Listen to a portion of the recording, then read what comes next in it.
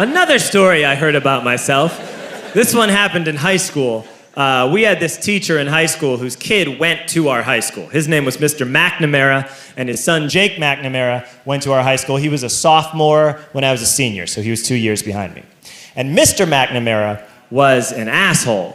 And one weekend, he and his wife decided to leave town, which you should never do if you're an asshole.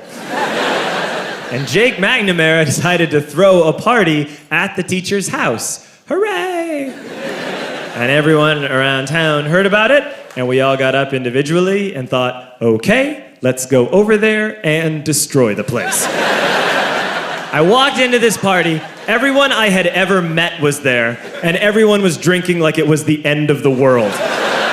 People were drinking like it was the Civil War and a doctor was coming to saw our legs off. I walked down to the basement, they had a pool table in the basement. One dude took a running start and threw his body onto the pool table and broke it in half. Another kid found out which room was Mr. McNamara's and went upstairs and took a shit on his computer. So the party was going great. I'm standing in the basement and I'm holding a red cup. You've seen movies. And I'm standing there and I'm holding a red cup and I'm starting to black out. And I guess someone said like, something, something, police.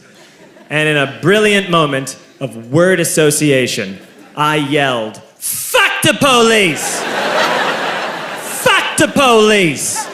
And everyone else joined in. 100 drunk white children yelling, fuck the police. With the confidence of guys who have like already been to jail and aren't afraid of it anymore. You know, that like, I serve my nickel, you come and take me confidence. But white children. The reason someone had said something, something police was because the police were there.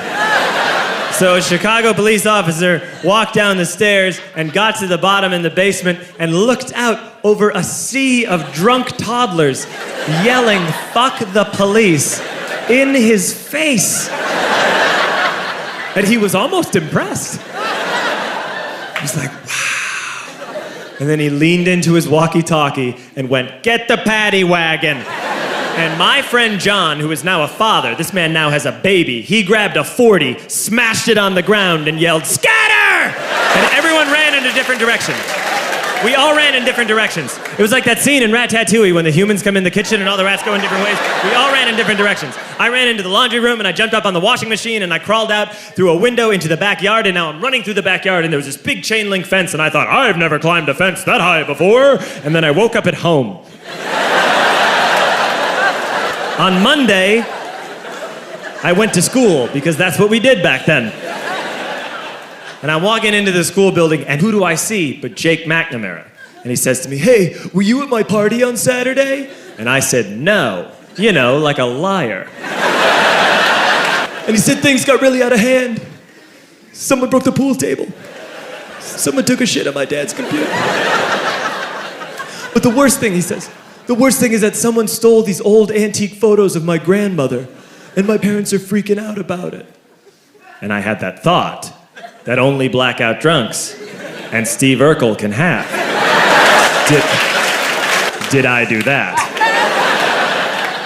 I figured, no, I wouldn't have done that. But I was never sure until 2 years later. Relax. I'm playing video games with this kid named Alex that we also went to high school with. 2 years later, we've graduated by now. We're playing video games for a couple hours. And then Alex says to me, hey, come here. I want to show you something. And he takes me into his bedroom, and then he takes me into a side room off of his bedroom. Never a good thing to have. And he shows me a tiny room that is covered wall to wall in stolen antique photos from different people's parties over the years.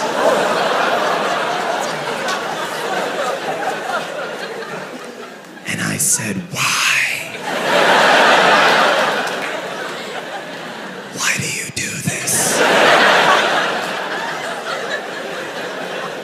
And Alex said, because it's the one thing you can't replace.